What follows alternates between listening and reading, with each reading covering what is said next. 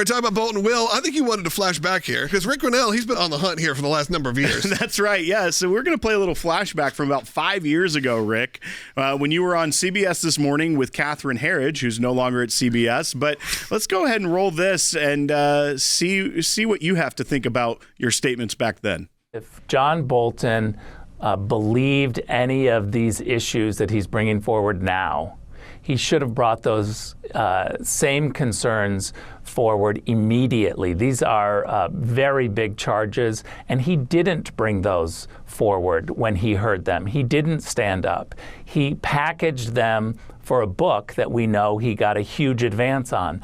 I just find that to be suspect. So you're saying Bolton, in your view, is not a man of principle?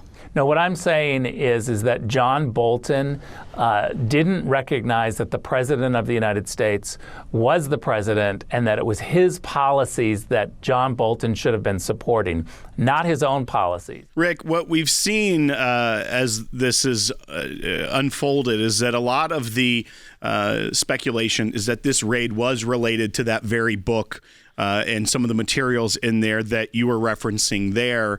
And this seems to be one of those cases where it was people that had been around a long time in Washington that believe that they are the smartest person in the room and are the real leader of the administration's policies instead of the person who is elected by the people. I just want to get your thoughts on that. Yeah, nothing drives me more crazy than these people who didn't campaign in Iowa, didn't campaign in New Hampshire, didn't raise the, hundreds of millions of dollars. Their name wasn't on the poster, but somehow they think it's their policy that they get to push through. And that was classic John Bolton, is he didn't really operate in trying to advise the president and then implement the president's policies.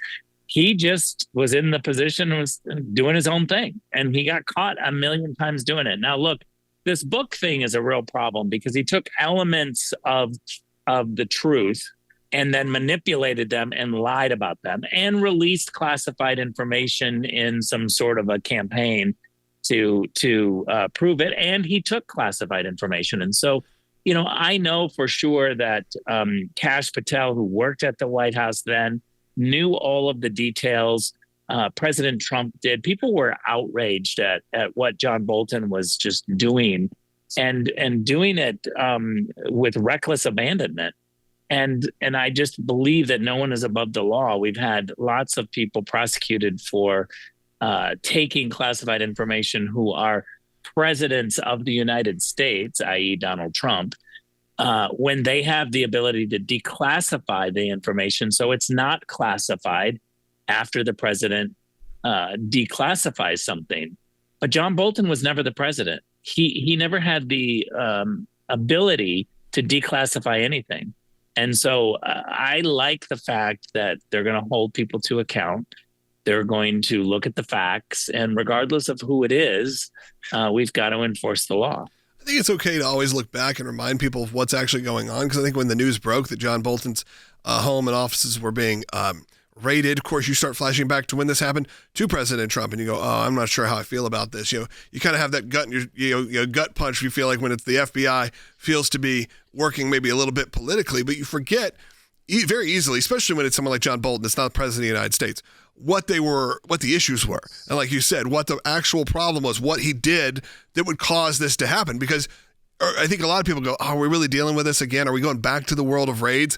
But this is different. Like you said, it's not the president of the United States, and it's somebody who was doing things nefariously that probably deserve it. Look, I would say it even a little more bluntly, is that I think John Bolton got away with it because Biden came in and didn't prosecute him for what we could clearly see what was happening. And so now they're going to get to the bottom of it. They're going to take their time. They're going to look at the evidence. They went to his house and got the information and didn't arrest him yet. Who knows if they're going to, but at this point, they're looking at the information and will follow the law. Well, and Rick, even to that point, even the judge in the case where they were trying to get an injunction against the release of that book was saying that he gambled with national security by writing this, and that there was no real question about whether or not he had done things that could harm national security. Now, the First Amendment, which we've been talking about a lot today, the judge decided weighed more in favor of allowing the book to be published than the national security risk. But even there was the government showed clearly how what John Bolton had put forward was at issue. But I also want to bring up the fact, something you said just a few moments ago, was that he took elements of the truth, manipulated it, and then put forward his own narrative. It seems like every one of these people that we've been hearing, that was their playbook. They took words and phrases that they could put forward and manipulated the truth to make something completely different. John Bolton did it. James Comey did it. John Brennan did it.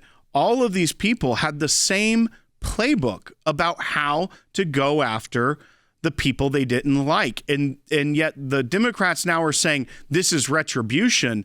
No, the retribution was coming from those individuals when they were weaponizing our secrets as a nation. Yeah, exactly. It's such a great point. I put Adam Schiff in there as well. Right.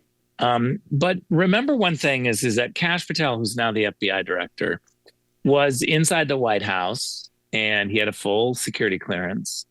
And he watched this manipulation. He watched the lies being told in John Bolton's book, the classified information that was being released.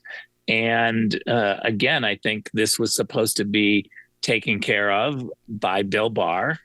But when you know the truth and you see the release of classified information and then it's not being dealt with, I think you have a responsibility. Kash has a responsibility to follow through and to make sure that the consequences are a part of the decision-making process of John Bolton. Because at the end of the day, if you don't have a system that is aggressively protecting classified information sources and methods, and it's somehow allowed to get out there just simply because someone has the guts to do it at the end of an administration and thinks that they can get away with it in order to sell a book, I think it damages us all. It makes the Americans who live in this great country less safe because our classified information is being spilled out. And so this is a protection of national security.